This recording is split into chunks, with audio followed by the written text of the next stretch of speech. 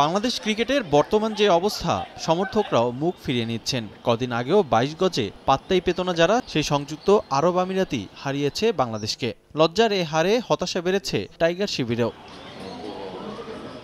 বর্তমান আরব আমিরাত সিরিজ শেষে বাংলাদেশের পরবর্তী অ্যাসাইনমেন্ট পাকিস্তান। ঘরের মাঠে পাকিস্তান হয়ে ওঠে আরও শক্তিশালী, তাই চ্যালেঞ্জটা আরও বেশি লিটন দাসের দলের।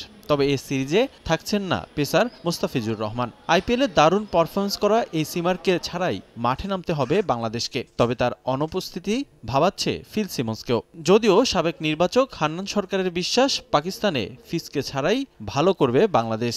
ইউএর সঙ্গে খারাপ করাটা নিশ্চিতভাবে ব্যাক অফ মাইন্ডে একটু নেগেটিভ ইম্প্যাক্ট ফেলেছে, বাট স্টিল আমি বিলিভ করি আমাদের এই প্লেয়াররা পাকিস্তান সিরিজে ভালো করার অ্যাবিলিটি রাখে, এবং তারা কিন্তু এর আগে ওয়েস্ট ইন্ডিজে জাস্ট একটা সিরিজ আগেই যদি আমরা দেখি, ওয়েস্ট ইন্ডিজের সিরিজ জিতে এসেছে, যেটাও কিন্তু কম চ্যালেঞ্জিং ছিল না। সো একটা সিরিজ খারাপ গিয়েছে, বাট আমি বিশ্বাস রাখতে চাই, পজিটিভ চিন্তাভাবনা রাখতে চাই যে এই দলটাই আমাদের পাকিস্তানে ভালো ক্রিকেট খেলবে।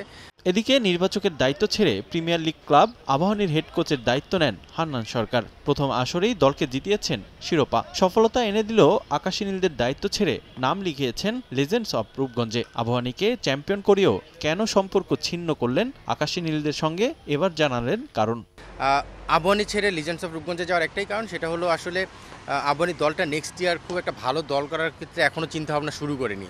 লিজেন্ডস অফ রূপগঞ্জ গতবার ভালো টিম করে রেজাল্ট পায়নি, তারাও অলরেডি ভালো একটা টিম করার চিন্তাভাবনা করে বাজেটও রেডি করেছে, যেটা আবাহনী সাইড থেকে আমি ওরকম পজিটিভ সিগন্যাল পাইনি। স্বাভাবিকভাবে ওনাদের সঙ্গে কথা বলার পরে ওনারাই বলেছে, আন্নান তোমার কেরিয়ারের ব্যাপার, সো স্বাভাবিকভাবেই তুমি আমার মনে হয় যে ডিফারেন্টভাবে চিন্তা করতেই পারো, এতে আমাদের কোনো রাগ ক্ষোভ বা কোনো অভিমান থাকবে না।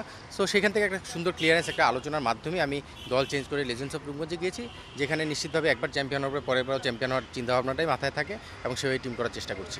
এদিকে 2026 টি-20 বিশ্বকাপে সাকিব আল হাসানের দুয়ার খোলা দেখছেন সাবেক এই নির্বাচক।